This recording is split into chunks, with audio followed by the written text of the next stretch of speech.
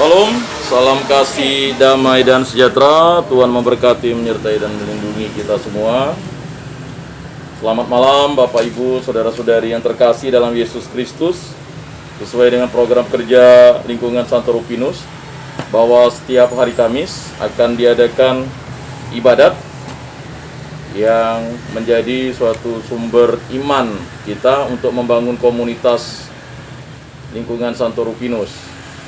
Maka mari kita menyukseskan program kerja kita ini di tahun 2022, di mana nantinya kolekte-kolekte yang kita kumpulkan akan kita gunakan untuk kepentingan kita, terutama untuk rekreasi, dan yang paling utama ziarah rohani pada bulan Mei, jika keadaan memungkinkan. Dan kita berdoa karena pandemi COVID-19 ini dengar-dengar naik lagi levelnya.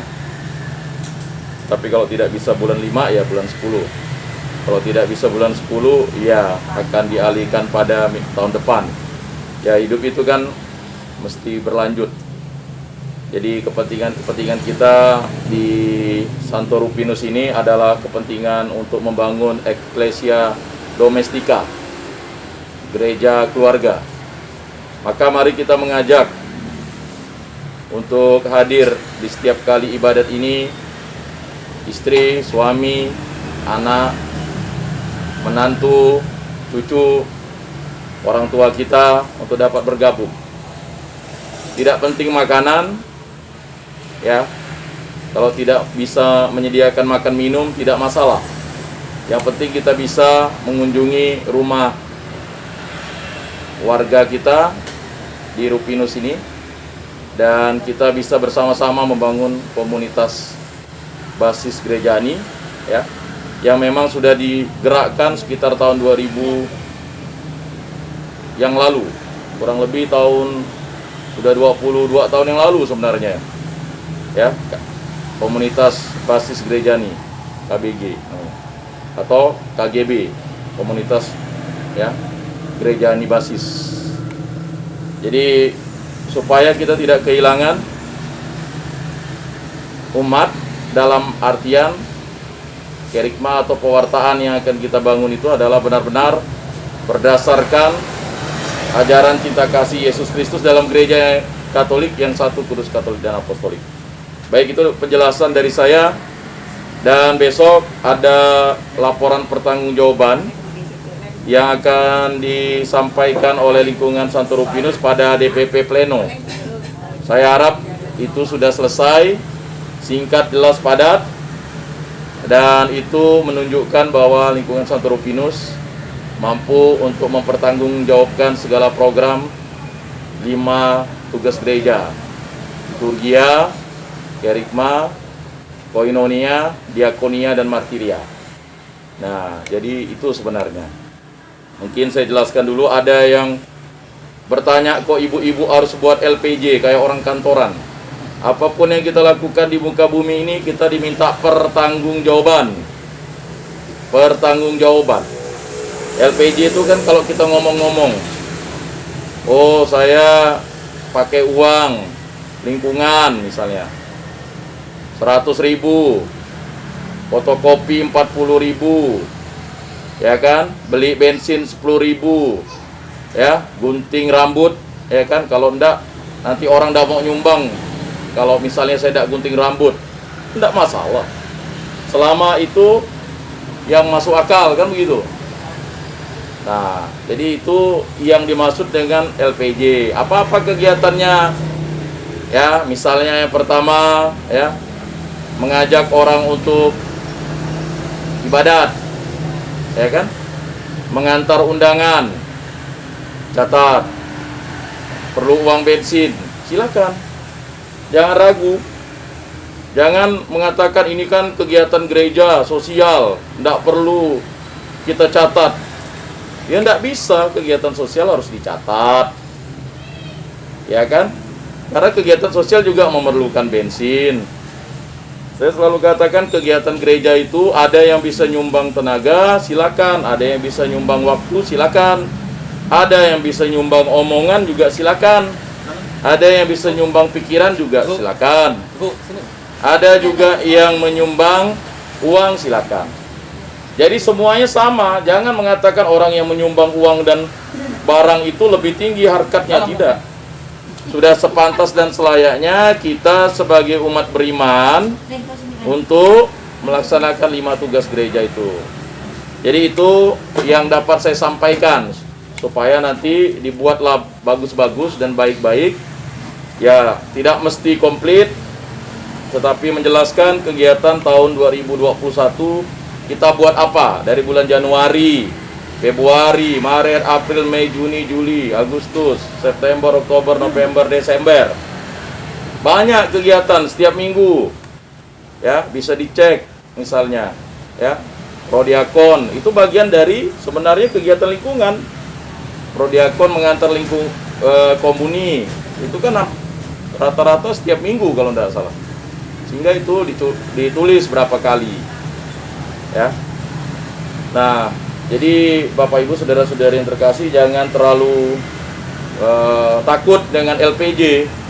Bukan kita ingin mengevaluasi, tetapi kita ingin yang belum optimal kita optimalkan. Baik, pada malam hari ini kita mengucap syukur dan berterima kasih kepada keluarga Pak Edpensius Armadi alias Pak Asung, ya.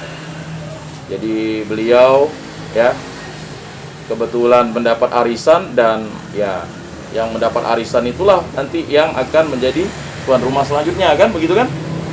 Nah, itu kesepakatan kita yang harus dibangun. Kalau memang bertepatan dengan adanya misa-misa atau ibadat requiem, ya kita mundurkan, kan begitu. Kita utamakan yang berduka cita. Nah, jadi seperti itu. Mungkin saya perlu menjelaskan supaya nanti lebih detail gitu. Mungkin ada beberapa hal yang mau disampaikan oleh Pak Ketua Lingkungan, silakan. Sebelumnya saya ucapkan selamat malam. Terima kasih Bapak Ibu saudara dan saudari sudah meluangkan waktunya untuk datang ke rumah kami untuk kita berdoa bersama. Semoga kita semua selalu diberi kesehatan dan kemurahan dari alam Maha Surga.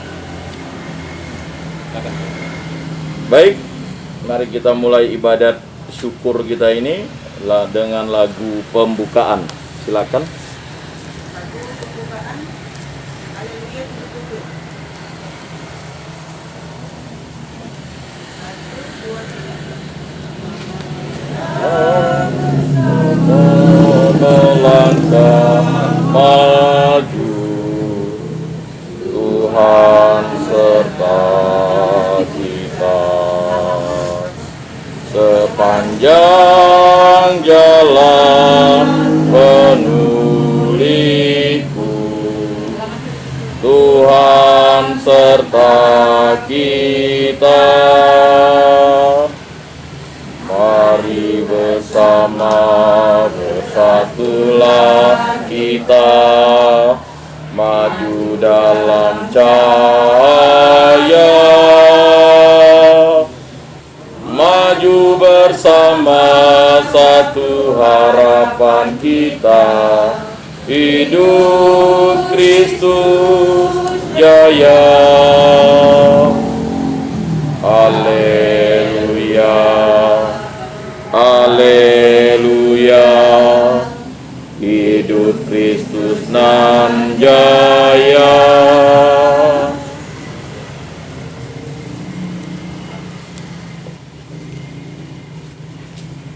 Dalam nama Bapa dan Putra dan Roh Kudus. Amin. Semoga kasih karunia Tuhan Yesus Kristus, cinta kasih Allah dan persekutuan Roh Kudus selalu beserta kita sekarang dan selama-lamanya.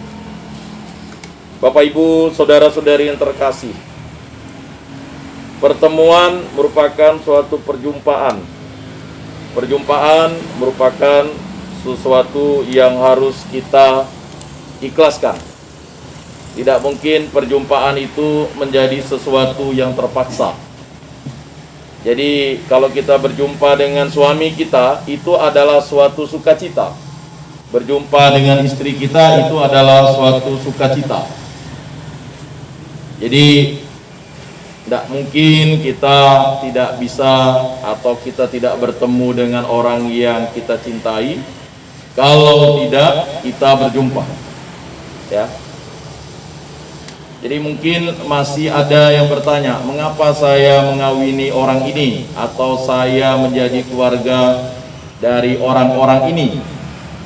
Bahkan ada yang sudah sampai punya cucu pun masih belum mengerti, kok bisa ya saya mengawini orang ini atau hidup bersama orang ini. Padahal mungkin dulu tidak saya gubris, tidak saya senangi, atau bahkan mungkin ada yang memilih hidup sendiri karena lebih, ya, mungkin lebih enak. Jadi hidup itu adalah pilihan-pilihan yang memang harus kita pilih. Nah, pada hari ini juga ada pilihan-pilihan yang harus kita pilih.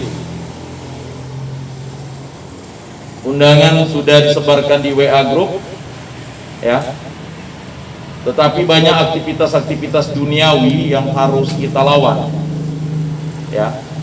Maka ada 3 hal yang menghambat iman kita. Yang pertama adalah hal-hal duniawi. Yang kedua adalah iblis. Yang ketiga adalah hawa nafsu. Nah, 3 hal itu kalau sudah berkolaborasi, manusia akan tersesat dan semakin jauh dan menjadi gelap. Jadi Bapak Ibu saudara-saudari yang terkasih, nanti pada bacaan pertama akan dijelaskan bagaimana, ya, Jonathan itu bersumpah kepada Daud karena Saul sudah tersesat. Nah, di situ akan dijelaskan bagaimana orang yang diurapi bisa tersesat. Padahal pilihan Tuhan. Kita tahu pilihan Tuhan itu adalah sesuatu yang sakral. Maka dari itu, supaya kita layak beribadat di hadapan Allah Bapa yang bertata di dalam surga, marilah kita mengakui segala dosa dan kekurangan kita dalam terang sabda Tuhan. Saya mengaku kepada Allah yang Maha Kuasa dan kepada saudara sekalian bahwa saya telah berdosa dengan pikiran dan perkataan, dengan perbuatan dan kelalaian. Saya berdosa, saya sungguh berdosa.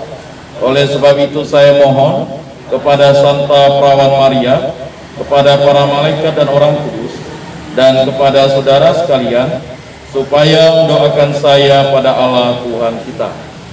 Semoga Allah memandang dan memperhatikan kita. Semoga Ia menunjukkan kerelaan hatinya serta memberikan pengampunan dosa dan damai sejahtera kepada kita. Amin. Tuhan kasihanilah kami, Tuhan kasihanilah kami. Kristus kasihanilah kami, Kristus kasihanilah kami. Tuhan kasihanilah kami, Tuhan kasihanilah kami. Marilah kita berdoa. Allah Bapa yang Maha Agung, Engkau tahu kedalaman hati kami. Engkau tahu bahwa umat di lingkungan Santo Rupinus ini dan umat di paroki Bunda Maria Jeruju ini berseru-seru kepadamu dalam kehidupan sehari-hari. Engkau tahu kami selalu melampiaskan apa yang kami inginkan dengan kekesalan hati. Untuk itu kami berkumpul di hadapan-Mu, bersyukur bersama Bapak Armadi Asung ini sebagai suatu tanda bahwa kami ingin mendengarkan firman dan sabda-Mu, dan kami ingin bersekutu bersama untuk dapat mewartakan firman dan sabda-Mu untuk pribadi kami, untuk keluarga kami, untuk masyarakat, dan untuk segala makhluk yang kami jumpai. Semua doa ini kami serahkan dengan perantaraan Tuhan kami Yesus Kristus yang hidup dan meraja kini dan sepanjang segala masa. Mari kita mendengarkan bacaan pertama.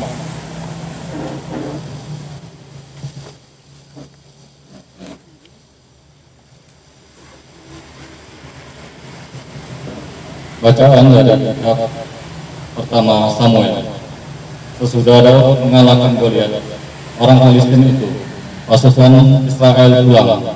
Maka di segala kota Israel keluarlah wanita-wanita menyongsong Raja Saul sambil bernyanyi dan menari dengan memukul rebana, dengan bersukaria dan dengan membunyikan gerincing. Dan perempuan yang menari itu menyanyi berbahasa-bahasa. Katanya, Saul mengalahkan beribu-ribu musuh, tetapi Daud berlaksa-laksa. Maka bangkitlah amarah Saul dengan amat sangat. Perkataan itu menyebalkan hatinya, sebab pikirnya kepada Daud, mereka menghitungkan berlaksa-laksa, tetapi kepadaku diperhitungkan beribu-ribu. Akhirnya jabatan raja itu pun akan jatuh kepadanya. Sejak hari itu, Saul selalu menaruh dendam kepada Daud. Maka Saul mengatakan kepada Yonatan, anaknya, dan kepada semua pegawai-pegawainya, bahwa Daud harus dibunuh. Tetapi Yonatan, anak Saul itu sangat suka kepada Daud, sehingga Yonatan memberitahukan kepada Daud, ayahku Saul berikhtiar membunuhmu. Oleh sebab itu, hati-hatilah besok pagi. Duduklah di satu tempat perlindungan dan bersembunyilah di sana. Aku akan keluar dan mendampingi ayahku di padang tempatmu itu. Aku akan berbicara dengan ayahku perihalmu, dan aku akan melihat bagaimana keadaannya, lalu memberitahukannya kepadamu. Lalu Yonatan mengatakan yang baik tentang Daud kepada Saul, ayahnya.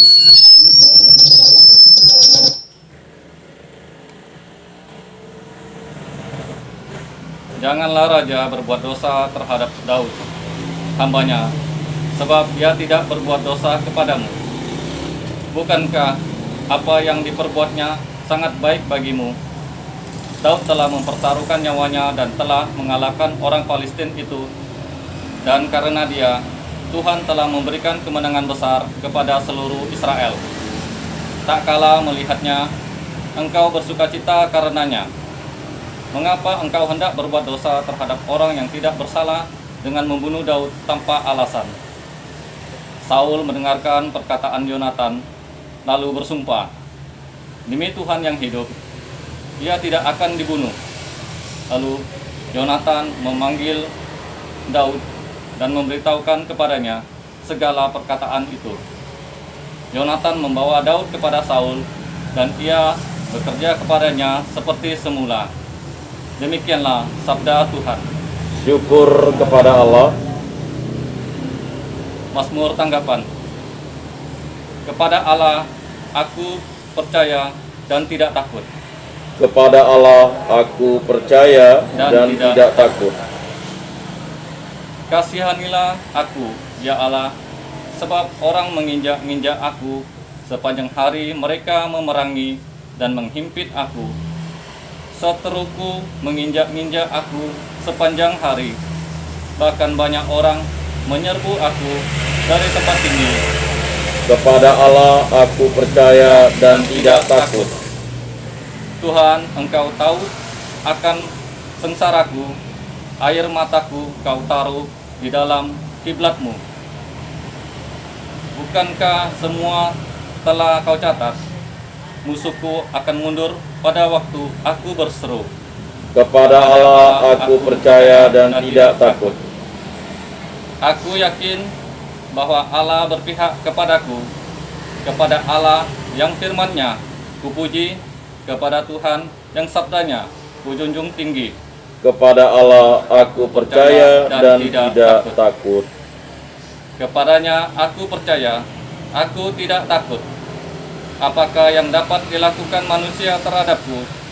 Nazarku kepadamu, ya Allah, akan kupenuhi, dan kurban syukur akan kupersembahkan kepadamu. Kepada Allah aku percaya dan tidak takut.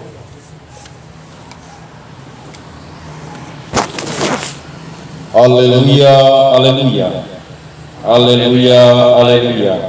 Penebus kita Yesus Kristus telah membinasakan maut dan menerangi hidup dengan Injil.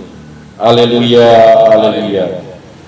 Semoga Tuhan beserta kita sekarang dan selama-lamanya. Inilah Injil suci menurut Markus. Dimuliakanlah Tuhan.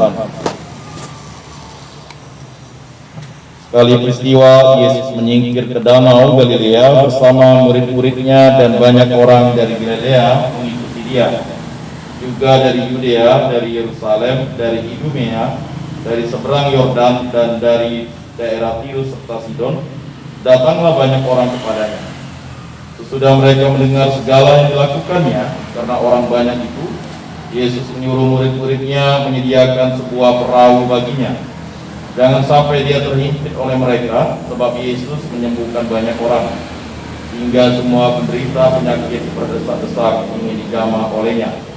Bila mana roh-roh jahat melihat Yesus, mereka jatuh tersungkur di hadapannya dan berteriak, "Engkaulah Anak Allah." Tetapi dengan keras Yesus melarang mereka memberitahukan siapa dia. Demikianlah sabda Tuhan. Terpujilah Kristus.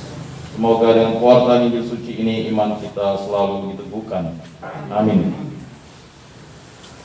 Bapak Ibu, saudara-saudari yang terkasih dalam Yesus Kristus, selamat malam. Salam kasih, damai dan sejahtera. Tuhan memberkati, menyertai dan melindungi.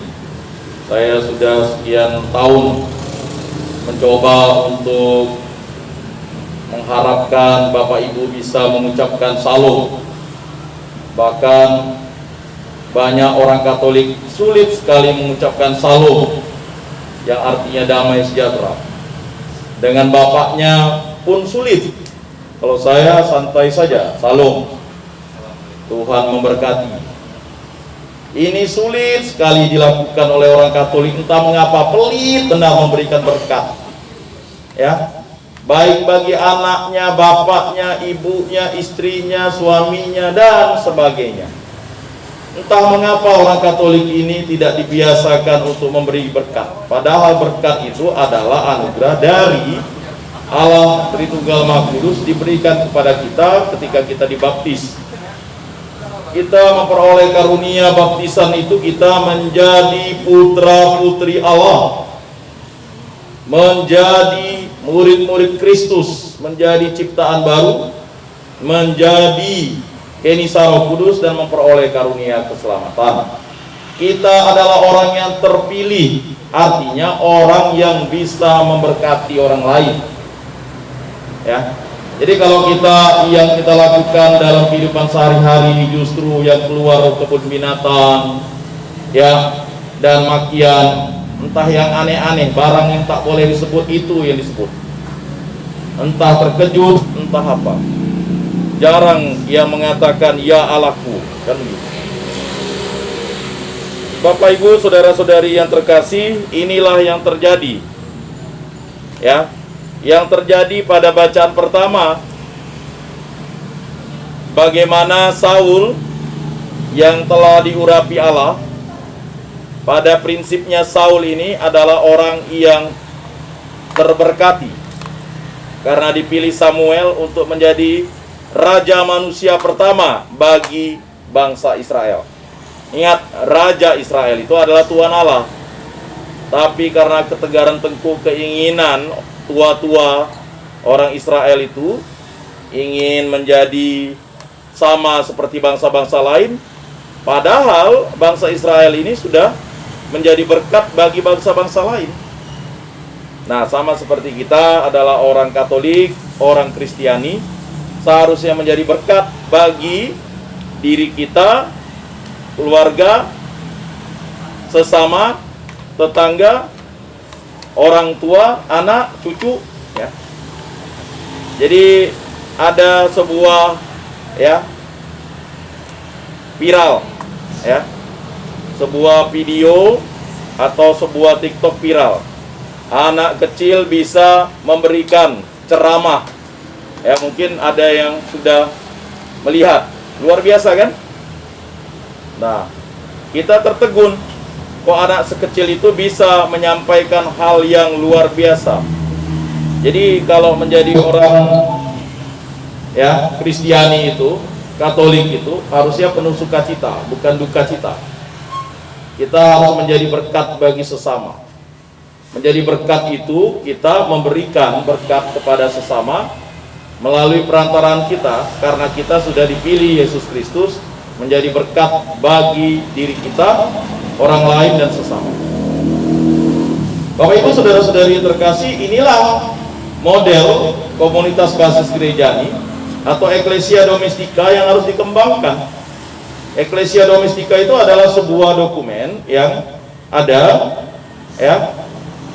Bahkan rumusan Konsili Vatikan kedua itu menyatakan gereja rumah tangga itu adalah, ya, bagaimana membentuk keluarga kudus dari Nazaret, seperti teladan Yesus, Bunda Maria dan Santo Yosef yang selalu kita, ya, ucapkan dalam setiap doa rosario. Terpujilah nama Tuhan Yesus, Bunda Maria dan Santo Yosef. Jadi bapak-bapak, ibu-ibu, saudara-saudari yang terkasih, jangan ragu mengucapkan salam. Apalah salahnya, ya kan? Gunakanlah mulut kita sekali-kali untuk memberkati, ya. Yang banyak keluar dari mulut kita adalah perkataan-perkataan yang, ya, duniawi atau kecemaran atau hal-hal yang sebenarnya justru menyebabkan kita tidak menjadi berkat bagi sesama.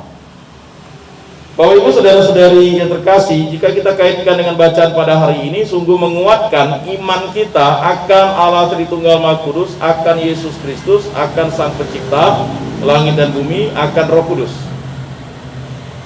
Setelah, ya, Daud mengalahkan Goliat atau sesudah Daud mengalahkan Goliat, jadi kita tahu bacaan sebelumnya adalah bagaimana Goliat itu mengutuki dirinya.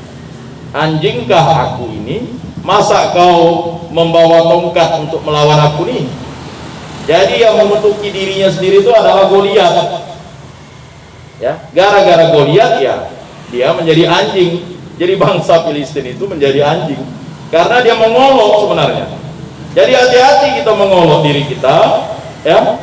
Misalnya ada orang ngasih misalnya satu buah durian, ya, udah itu busuk lagi, ya kan? Lalu kita mengutuki diri kita menjadi binatang pula, ya kan? Hati-hati. Nah, ini terjadi dengan Goliat.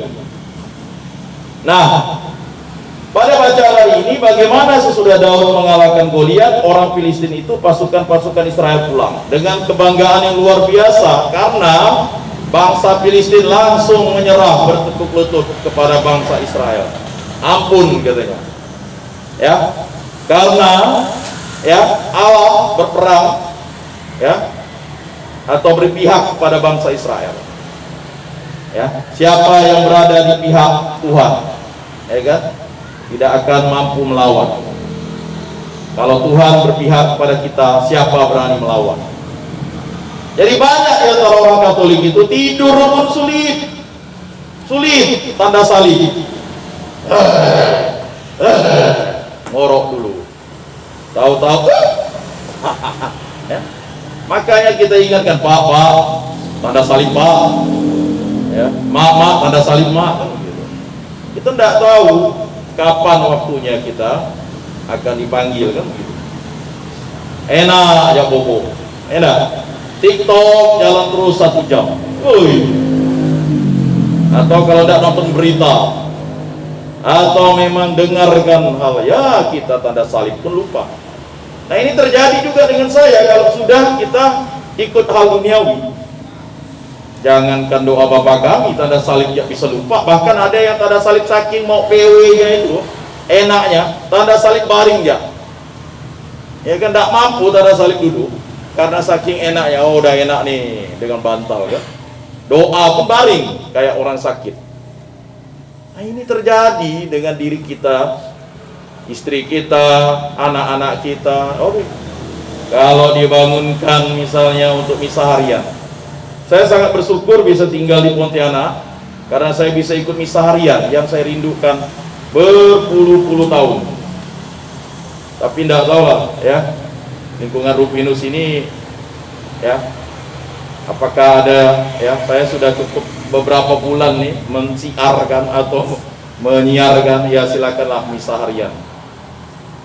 Apalagi kalau misa hari Minggu ya udah pasti kan, harusnya seperti itu. Bapak Ibu saudara-saudari yang terkasih, itulah yang terjadi dalam hidup rohani kita selama ini. Kita lebih senang misalnya bermain voli, bermain pingpong ya. Jadi makanya saya punya kawan selalu ingatkan, kalau main pingpong itu doa dulu. Nanti jam 6 doa Angelus. Nah itu luar biasa. Tapi ada yang main pingpong, main bola voli, ya ngapainlah berdoa katanya. Ya betul terjadi di BMJ Pingpong Club. Nggak doa, patah tangannya. Jadi jangan kita suka menyepelekan hal-hal kecil, sederhana. Ya kan? Kalau bisa, ya kan?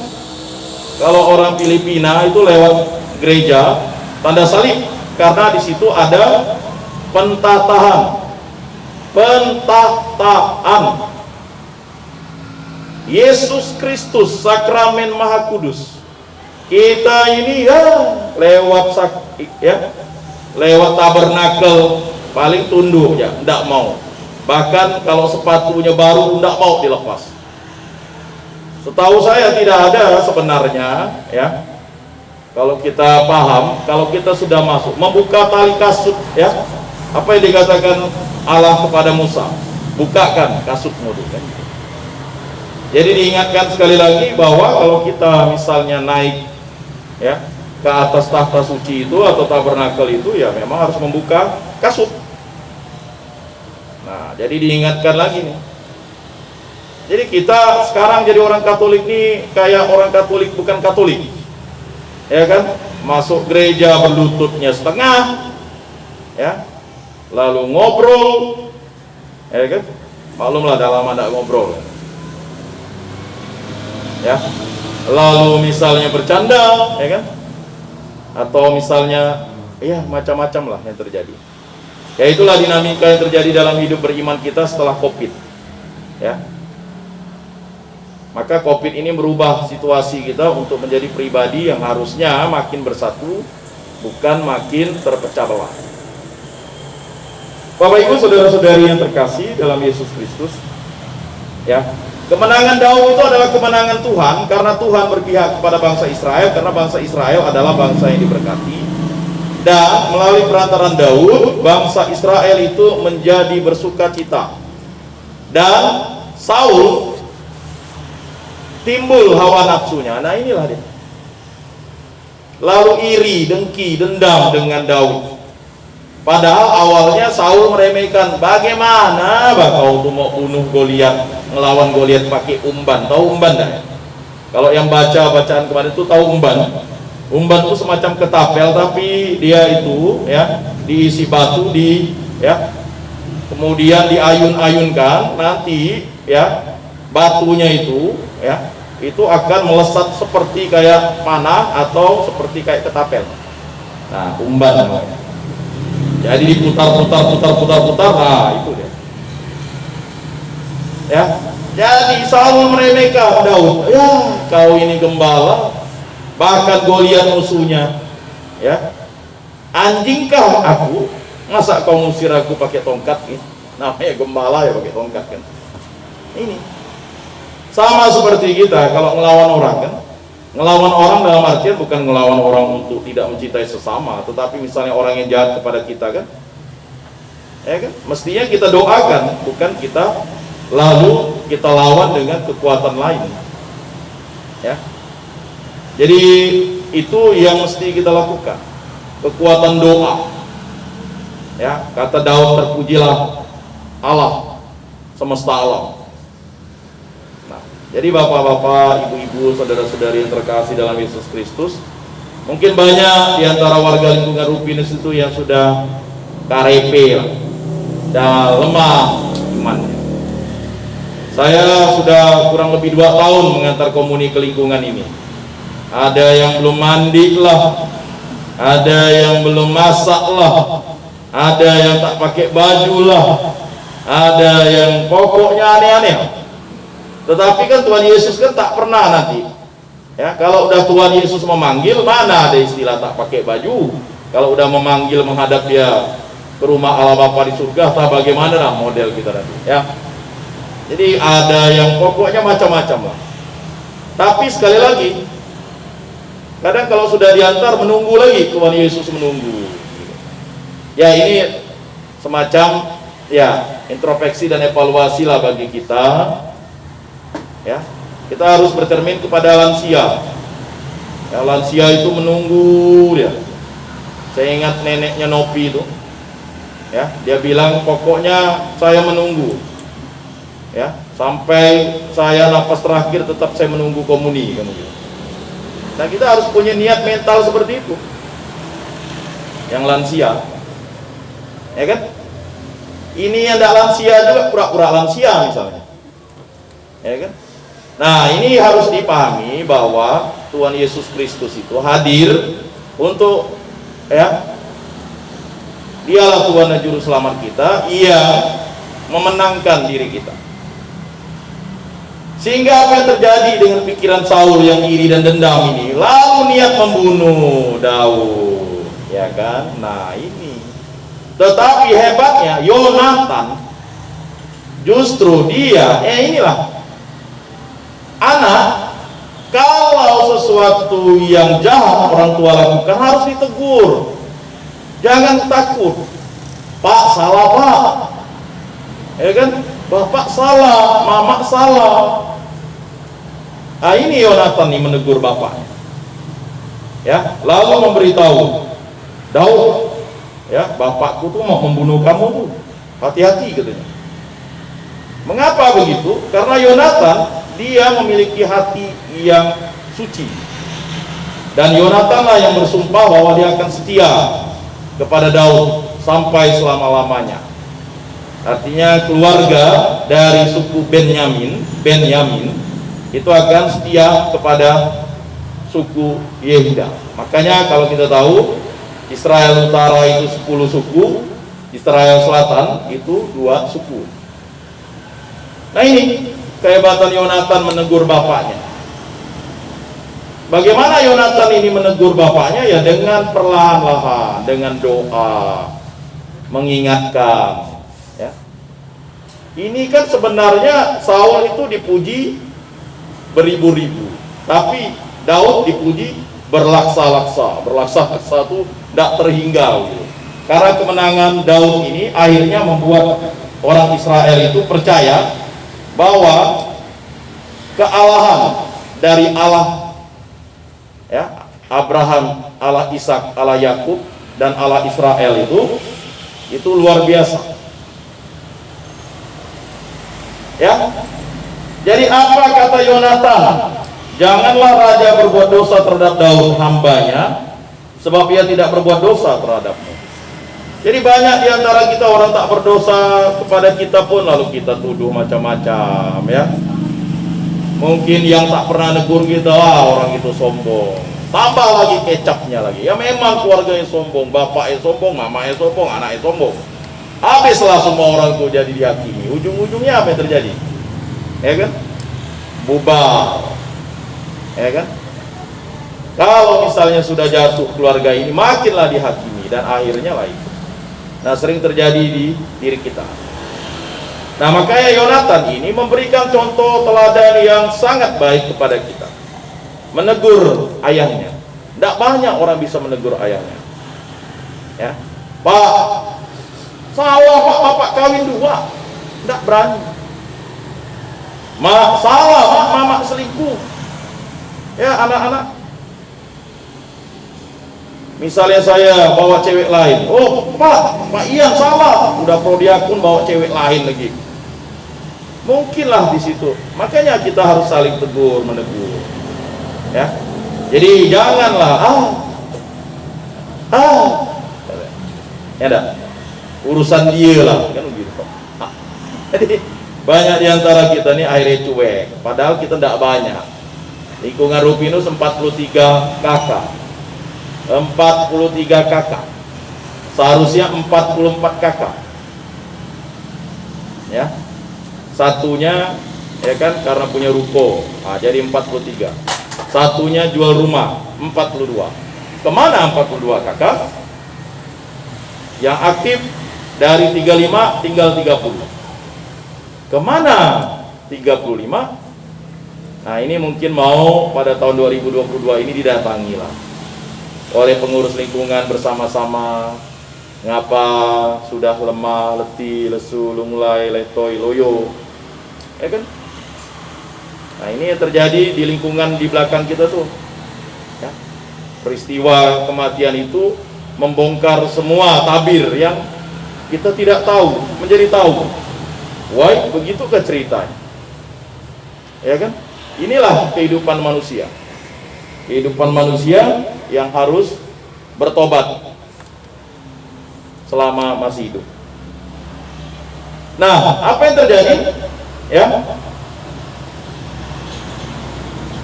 Saul menjadi sadar dan Saul bersumpah, ya. Jelas. Saul mendengarkan perkataan Yonatan lalu bersumpah, demi Tuhan yang hidup ia tidak akan dibunuh. Jelas. Saul tidak akan membunuh Daud. Ya. Inilah sumpah dari Raja Saul. Luar biasa kan? Ya. Jadi disitulah pernyataan pertobatan Saul karena anaknya menegur. Kalau Daud nanti ditegur Nabi Nathan ketika dia mengambil, ya, Batseba, istri Uria, panglima perangnya. Sama, nanti Daud pun tergelincir juga. Nah, itu tadi. Yang menyebabkan kita tergelincir ini yang paling berat tuh hawa nafsu. Kalau udah hawa nafsu, waduh, payah lawannya. Ya, kalau dunia bisa kita lawan, iblis bisa kita usir, hawa nafsu itu ada dalam diri kita. Jadi hawa nafsu itu hanya bisa kita kendalikan dengan imtak, iman dan takwa. Nah, itu imtak.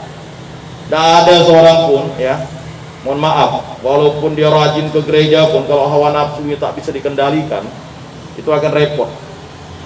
Ya, macam-macam lah, ya kan?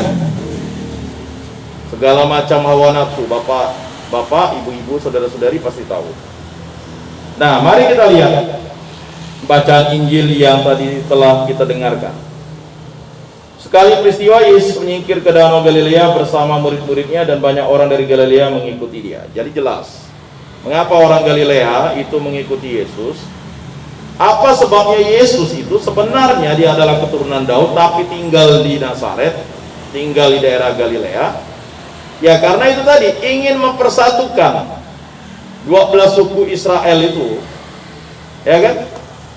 2 melawan 10 melawan 2. Jadi Yesus yang berasal dari keturunan Daud itu tinggal di daerah yang merupakan keturunan dari, ya, 10 suku yang merupakan, ya, anak dari Israel. Jadi bapak-bapak, ibu-ibu, saudara-saudara yang terkasih, jangan bingung kalau Abraham, Allah Ishak, Allah Yakub, lalu tiba-tiba muncul Allah Israel. Ya, Allah Israel itulah Allah Yakub. Yakub dirubah namanya Israel. Mengapa dirubah menjadi Israel? Karena dia bergulat dengan Allah dan menang. Kata menang bergulat dengan Allah itu artinya dia mampu melawan hawa nafsunya dan akhirnya, ya, Allah memberikan hadiah berubah namanya itu Israel. Ya. Jadi Israel itu 1 orang, anak laki-lakinya 12 orang, anak perempuan 1 orang, tidak dihitung. Jadi keturunannya dihitung dari anak laki-laki 12 orang. Dari berapa istri? 2 istri, 2 gundik. Mengapa terjadi? Kok dia tidak monogami? Karena ditipu Laban. Ya kan? Harusnya dia kawin dengan Rahel lalu disodorkan kakaknya Lea. Ya kan? Lalu berlomba-lomba lah dia menghasilkan anak untuk Israel. Iri hati, dengki, dendam tadi kan? Nah, jadi, ya, iri hati padahal kakak beradik nih. Ya. Rahel tidak bisa punya anak, lalu diambil gundik, sodorkan kepada Yakub. Yakub tidur, dapatlah anak. Tidak mau kalah si Lea, udah dapat 6 anak, lawan lagi dia, sodorkan lagi. Begitu ceritanya. Tiba-tiba rupanya Rahel bisa, ya, hamil, dapat 2 anak. Nah, itulah dia Yusuf dan Benyamin. Nah, Yusuf akhirnya dijual, ya, oleh 10 saudaranya, ya, ke Mesir, ya, sedangkan Benyamin itu bersama bapaknya. Nah, inilah Saul itu adalah keturunan dari Benyamin. Benyamin bukan Benyamin. Benyamin. Nah, ya, ini kadang kita bilang Benyamin pula. Benyamin, ya kan? Jadi ada apa namanya pengucapannya itu Ben, ya. Benyamin. Nah, Bapak Ibu saudara-saudari yang terkasih, di sini kita bisa melihat bahwa juga dari Yudea, dari Yerusalem, dari Idumea, dari seberang Yordan dan dari daerah Tirus serta Sidon, datanglah banyak orang kepadanya sesudah mereka mendengar segala yang dilakukannya. Jadi ketika Yesus melakukan kuasa penyembuhan, sebenarnya yang terjadi adalah kuasa pengajaran, kuasa pewartaan, dan terjadilah kuasa penyembuhan. Jadi begini, ya. Gereja itu didirikan oleh Yesus, jadi Yesus itu melaksanakan 5 tugas. Yang pertama adalah menguduskan, liturgia. Yang kedua adalah mewartakan, kerigma. Selanjutnya yang dilakukan oleh Yesus adalah ya melakukan yang namanya ya sebelumnya dia sudah melakukan koinonia, tapi dia melakukan diakonia, pelayanan. Nah, lalu orang-orang ini akhirnya ya kan percaya Yesus, orang banyak, dia menjadi koinonia, persekutuan, dan akhirnya orang-orang itu bersaksi, jadi banyak orang mengikuti Yesus. Itu ya dari 12 suku itu mengikuti Yesus semua, tadi dijelaskan. Karena orang banyak itu, Yesus menyuruh murid-muridnya menyediakan sebuah perahu baginya, jangan sampai dia terhimpit oleh mereka. Jadi kata ini sebenarnya ya Markus ingin menyampaikan bahwa ya pelayanan yang dilakukan Yesus itu mengakibatkan banyak orang mengikuti dia. Nah, mengapa Yesus tidak ingin terhimpit? Nanti itu bisa berdampak bagi pelayanan dia. Ya. Bisa terjadi kerusuhan, bisa terjadi yang namanya Yesus ditangkap oleh orang-orang Romawi dan dituduh oleh orang-orang Farisi telah melakukan kudeta dan sebagainya. Jadi makanya dia langsung naik ke perahu. Ya. Meminta murid-muridnya supaya dia memisahkan diri. Ya bisa juga dia langsung ditusuk, dibunuh dan sebagainya. Ya karena dari orang banyak itu tidak semuanya juga mengikuti Yesus. Ada juga penyusup-penyusup yang siap untuk menangkap Yesus. Karena ya kehendak yang terjadi itu bukan Yesus dibunuh menggunakan pedang di sini, tetapi Yesus wafat disalib. Sebab Yesus menyembuhkan banyak orang sehingga semua penderita penyakit berdesak-desak ingin dijamah olehnya. Jadi berdesak-desak ingin dijamah olehnya. Jadi kalau ingat Veronica, jika aku menyentuh jubahnya pasti aku sembuh. Bayangkan ya, perempuan itu menderita penyakit pendarahan 18 tahun. Ya. Cukup lama. Ya. Bila mana roh-roh jahat melihat Yesus, mereka jatuh tersungkur di hadapannya dan berteriak, "Engkaulah anak Allah." Nah ini, roh-roh jahat ini kan dulu adalah ya roh-roh baik. Kata roh-roh jahat itulah malaikat-malaikat itu tadi. Ya kan, malaikat itu makhluk rohani. Kalau kita ini adalah makhluk jasmani, punya jiwa dan punya rohani. Kalau mereka itu hanya makhluk rohani. Jadi roh-roh jahat itulah ya iblis, itulah malaikat-malaikat yang jatuh, namanya macam-macam. Ya, makanya Yesus ketika dia menguduskan orang, lalu dia mewartakan, lalu apa yang terjadi? Ya, iblis jatuh tersungkur. Lalu mau mengacaukan pelayanan Yesus itu dengan mengatakan engkaulah anak Allah. Jadi iblis ini mau menjatuhkan Yesus supaya nanti Yesus dirajam menggunakan batu. Jadi iblis ini bersekongkol untuk melakukan itu. Jadi hati-hati memutarbalikkan fakta dalam Injil itu mengatakan, wah setan tidak percaya Yesus. Setan itu sebenarnya harusnya dia mengikuti kehendak Kristus, mengikuti kehendak Allah. Tetapi karena dia ingin sama seperti Kristus dan melakukan perbuatan dosa, maka dia akhirnya mengutuki dirinya menjadi setan atau roh-roh jahat. Tetapi dengan keras Yesus melarang mereka memberitahukan siapa dia. Nah, tetap dia tunduk kepada Yesus karena Yesus sang pencipta. Mengapa? Karena jangan sampai setan ini memutarbalikkan fakta. Nah, hari-hari ini kita tahu ya, banyak orang percaya firman dan sabda tapi tak mau ke gereja.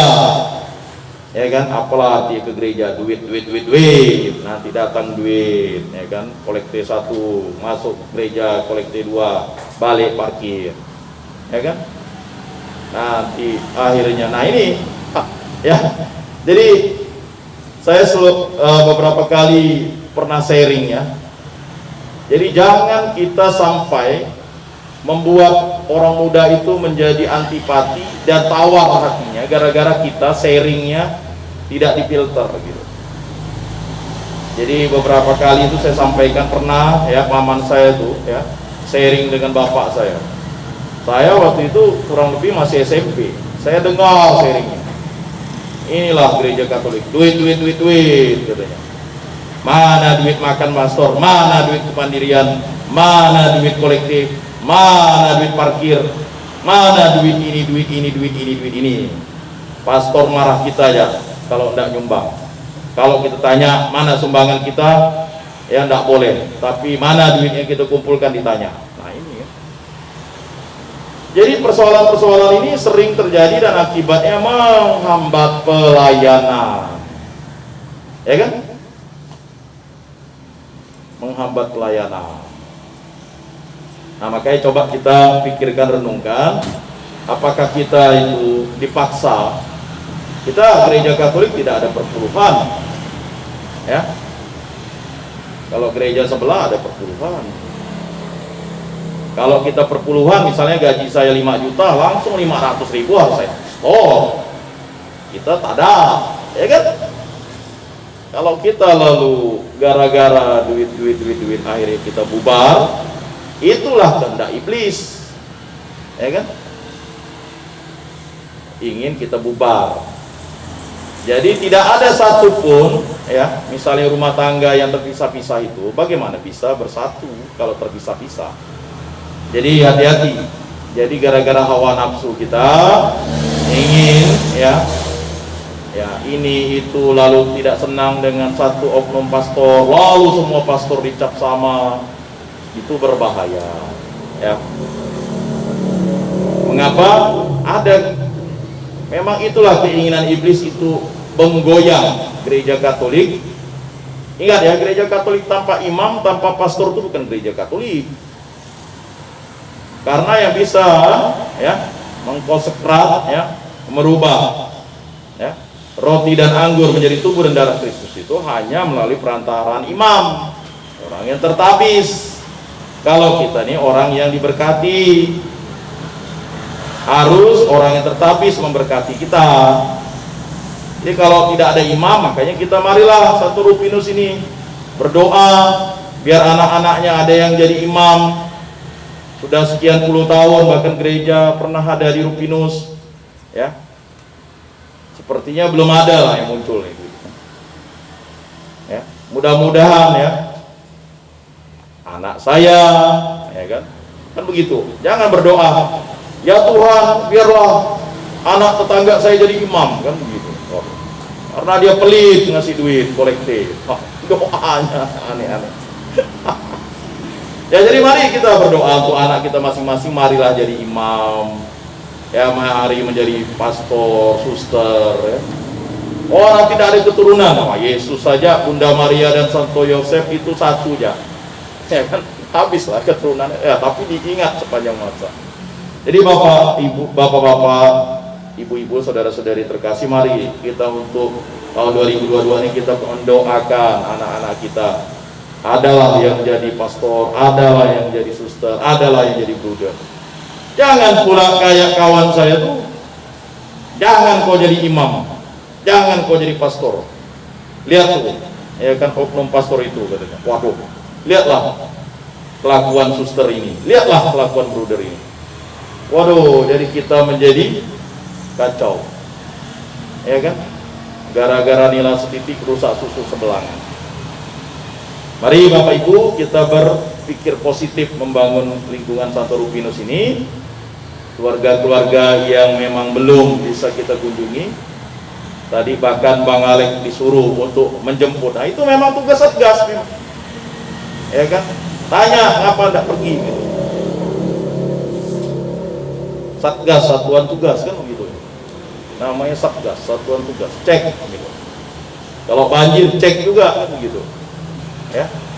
Jangan pula misalnya banjir mamaknya tidak diselamatkan, menyelamatkan orang. Ya betul, menyelamatkan mamak dulu baru menyelamatkan mama orang kan begitu ya.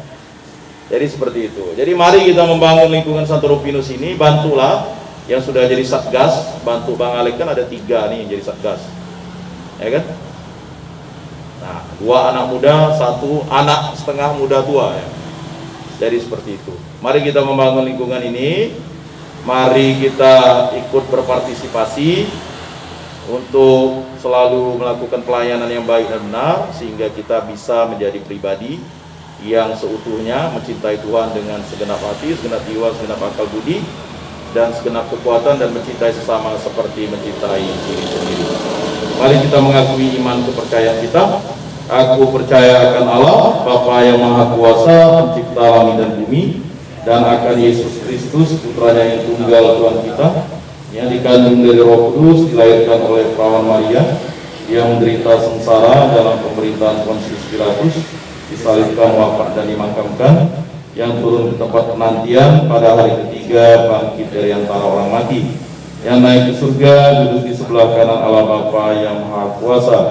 Dari situ ia akan datang mengadili orang hidup dan mati. Aku percayakan Roh Kudus, Gereja Katolik yang kudus, persekutuan para kudus, pengampunan dosa, kebangkitan badan, kehidupan kekal. Amin. Doa umat.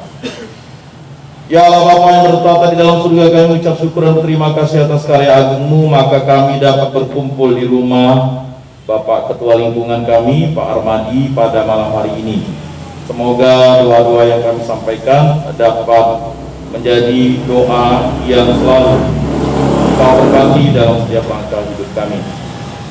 Untuk keluarga Pak Armadi, ya Allah Bapa yang bertata dalam surga, berkatilah Pak Armadi, istrinya, agar hidup rukun, damai dan sejahtera, mendidik anak-anaknya, keempat anaknya dengan baik dan benar, dan selalu menjadi keluarga yang penuh sukacita, selalu melayani dan selalu berbesar hati dalam melayani umat di lingkungan Santoropinus, dan juga diberikan kelancaran rezeki, terutama usahanya, dan juga untuk pendidikan anak-anaknya lancar, dan juga selalu menjadi pribadi-pribadi yang memancarkan cahaya Kristus.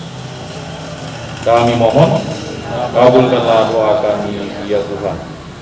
Bagi para lansia di lingkungan Santoropinus, ya Allah Bapa yang bertata di dalam surga, kami mendoakan para lansia kami agar selalu penuh sukacita dan penuh penghiburan di masa lanjut usia mereka ini. Biarlah mereka selalu menikmati kebahagiaan, selalu dibimbing oleh Roh Kudus untuk menjadi terang dan garam bagi keluarga mereka, dan selalu penuh hikmat dan diberikan kesehatan yang baik. Kami mohon, kabulkanlah doa kami ya Tuhan. Bagi para bapak-bapak yang ada di lingkungan Santoropinus, berkatilah para bapak-bapak yang ada di lingkungan Santoropinus agar menjadi bapak-bapak yang setia kepada istrinya, setia kepada anak-anaknya, penuh tanggung jawab, selalu menjadi teladan bagi istri dan anak-anaknya, selalu memberikan bimbingan, mewartakan Injil di dalam keluarga, dan memperoleh rezeki yang berasal daripadamu dengan kerja keras dan juga dengan penuh sukacita. Kami mohon, kabulkanlah doa kami ya Tuhan.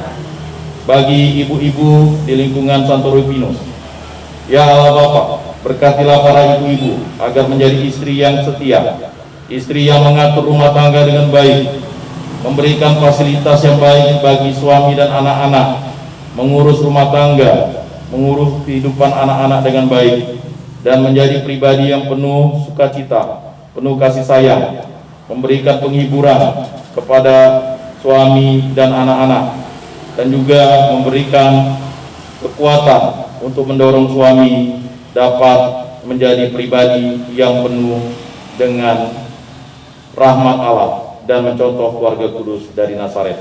Kami mohon, kabulkanlah doa kami ya Tuhan. Bagi anak-anak kami di lingkungan Santoropinus, ya Allah Bapa, Kami mempersembahkan anak-anak kami ke hadirat-Mu. Pakailah mereka untuk melayani sesama dengan profesi-profesi yang akan mereka lakukan, dan khususnya bagi putra-putri kami yang di lingkungan Santo Rufino ini. Berkatilah agar panggilan-panggilan untuk menjadi imam, menjadi biarawan-biarawati muncul di lingkungan Santo Rufino ini. Kami mohon, kabulkanlah doa kami ya Tuhan. Bagi niat dan wujud doa kita, marilah kita sampaikan di dalam hati kita bersama-sama.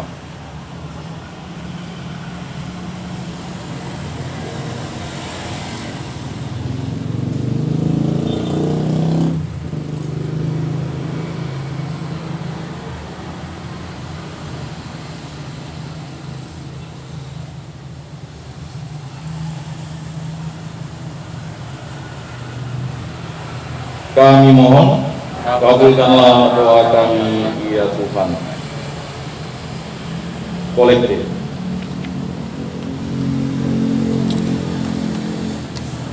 Lagu pujian. Haleluya 96. Nomor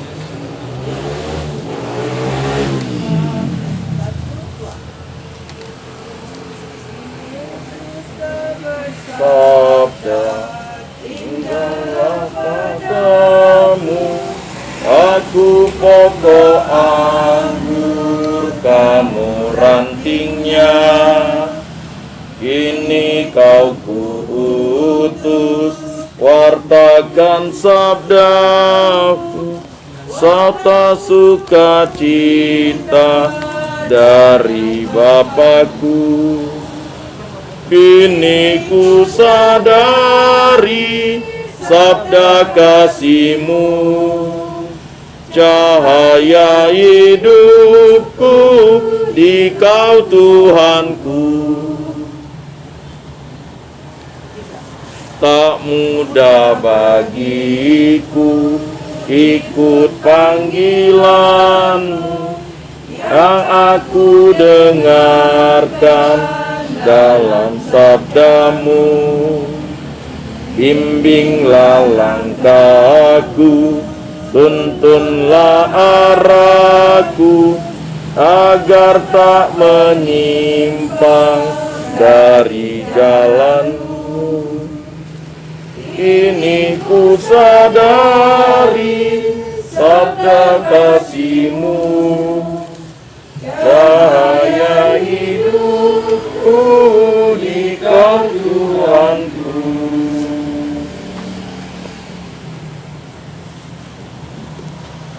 Bapak Ibu saudara-saudari yang terkasih, pada perayaan ini kita tidak menyambut komuni kudus, maka bersama dengan saudara-saudari separoki yang menyambut komuni, marilah menghayati kehadiran Tuhan yang kita rindukan di dalam hati kita. Bapak Ibu saudara-saudari seiman terkasih, kita telah mendengarkan sabda Tuhan dan merenungkannya serta mengungkapkan isi hati dalam doa-doa permohonan dan pujian. Marilah kita sekarang berdoa seperti yang diajarkan oleh Tuhan kita Yesus Kristus. Bapa kami yang ada di surga, dimuliakanlah nama-Mu, datanglah kerajaan-Mu, jadilah kehendak-Mu di atas bumi seperti di dalam surga.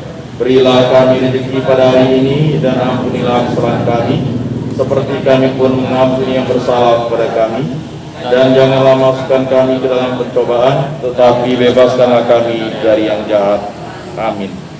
Marilah kita saling memberikan salam damai.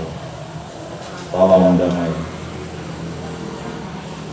Bapak Ibu saudara-saudari terkasih, Yesus bersabda, kamu memang sudah bersih karena firman yang telah kukatakan kepadamu. Tinggallah di dalam aku dan aku di dalam kamu, sama seperti ranting tidak dapat berbuah dari dirinya sendiri kalau ia tidak tinggal pada pokok anggur. Demikian juga kamu tidak dapat berbuah jikalau kamu tidak tinggal dalam aku.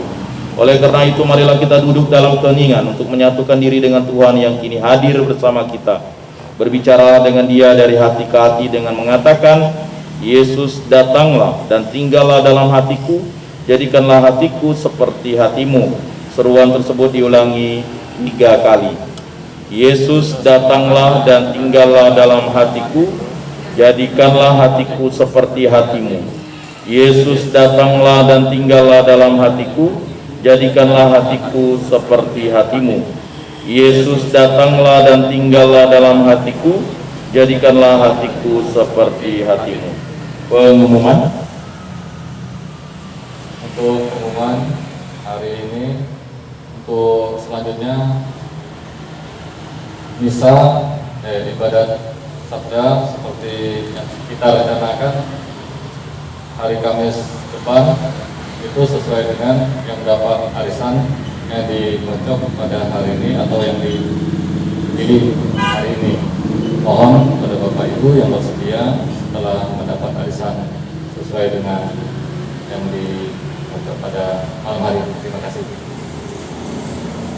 Baik, terima kasih Pak Ketua Lingkungan. Kami dari DPP, khususnya Ketua Bidang 1, mengucapkan terima kasih kepada Bapak Ibu saudara-saudari yang terkasih yang telah mengikuti segala rangkaian baik misa ibadat dan juga mengikuti misa live streaming di tahun 2021.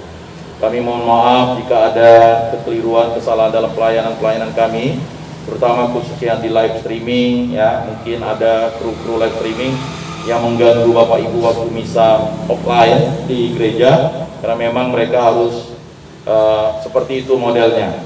Begitu juga untuk satgas-satgas yang mungkin melayani Bapak Ibu, mungkin agak sedikit keras atau mengatur dengan sesuatu nada yang tidak sopan, kami juga mohon maaf, karena memang satgas itu ditugaskan untuk tugasnya adalah ya mempersilahkan Bapak Ibu untuk duduk ke depan, dan yang paling sulit adalah mempersilahkan orang duduk ke depan, atau misalnya untuk ke tengah, ke depan ke tengah, karena banyak orang yang ingin duduk ya. Jadi seperti itu.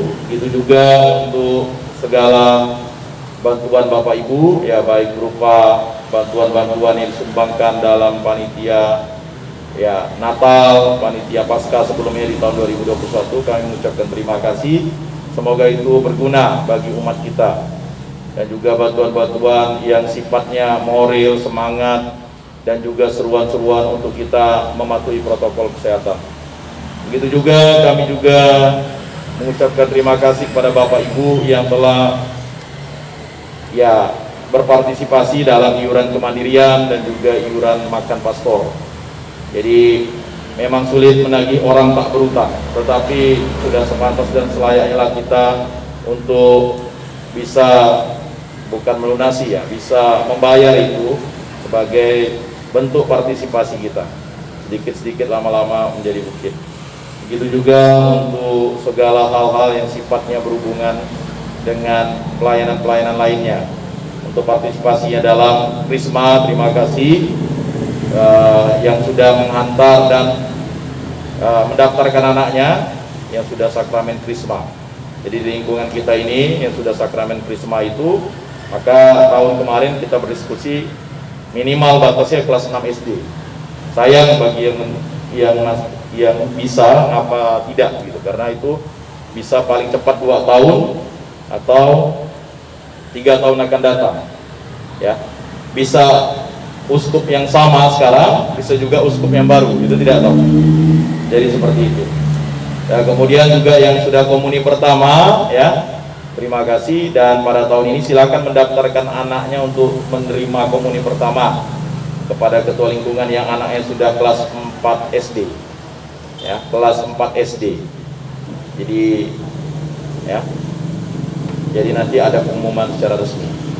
Kemudian juga pada minggu depan kita dari DPP mengharapkan ada partisipasi dari umat kita, baik tingkat anak, tingkat remaja dan dewasa, untuk mengikuti pelatihan. Yang pertama adalah pelatihan Mazmur, yang kedua adalah pelatihan lektor, yang ketiga adalah pelatihan dirijen ya. Kemudian yang keempat itu ada yang namanya pelatihan organis ya, tapi yang sudah pasti itu 3. Nah, kemudian pelatihan putra-putri altar. Jadi kita akan buatkan waktunya Senin, Selasa, Rabu, Kamis, Jumat. Jadi mohon untuk anak-anak yang mengikuti silakan diantar. Baik pelatihan dirijen, lektor itu ada. Anak-anak itu tidak digabung dengan dewasa. Nah, mungkin nanti kita lihat itu anak-anak bisa jadi 2 minggu sekali. Dewasa dan remaja digabung karena ya itu sebagai sesuatu bentuk yang harus kita ikuti. Jadi mohon nanti minimal itu 1 orang minimal, ya. Kalau banyak itu malah lebih baik. Mau 2, 3, 4 ya. Yang mau jadi lektor ya, supaya mempersiapkan diri dengan baik. Jadi itu saja yang dapat saya sampaikan. Sekali lagi, terima kasih atas dukungan Bapak Ibu. Besok kami akan pleno. Kita akan mengevaluasi segala pelayanan kita, 5 tugas gereja yang sudah kita laksanakan. Kemudian kita juga ya berterima kasih atas kontribusi juga sumbangan-sumbangan yang mungkin langsung ke pastor, langsung juga ke suster, langsung juga ke bruder tanpa diketahui oleh kita. Ada di lingkungan kita ini, ada ya.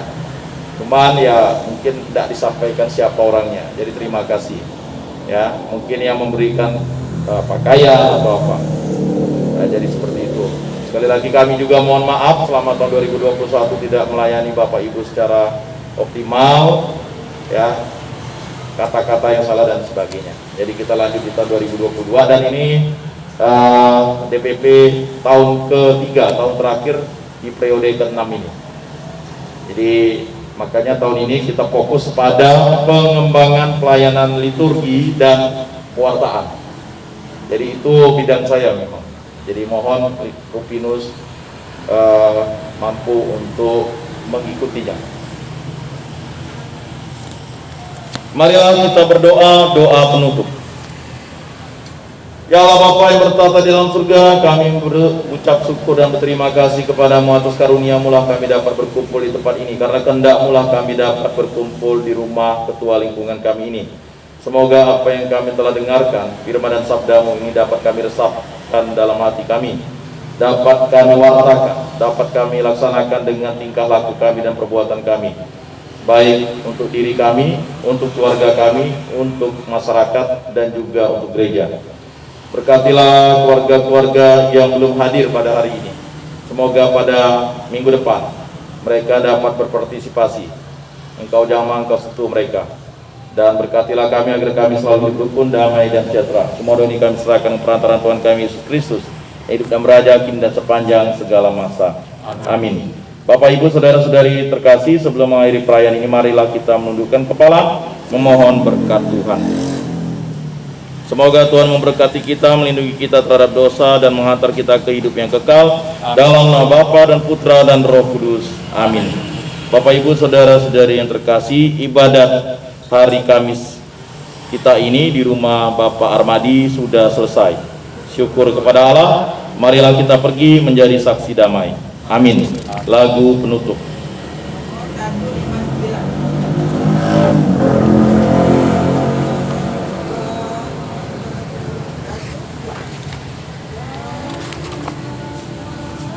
Sadang kemana hirup napas ingan yang baru.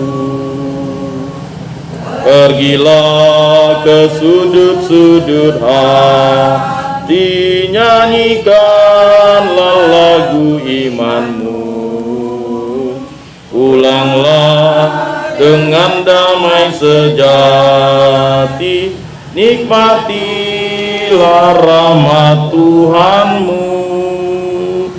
Selamat malam, salam kasih, damai dan sejahtera. Tuhan memberkati, menyertai dan melindungi. Salam.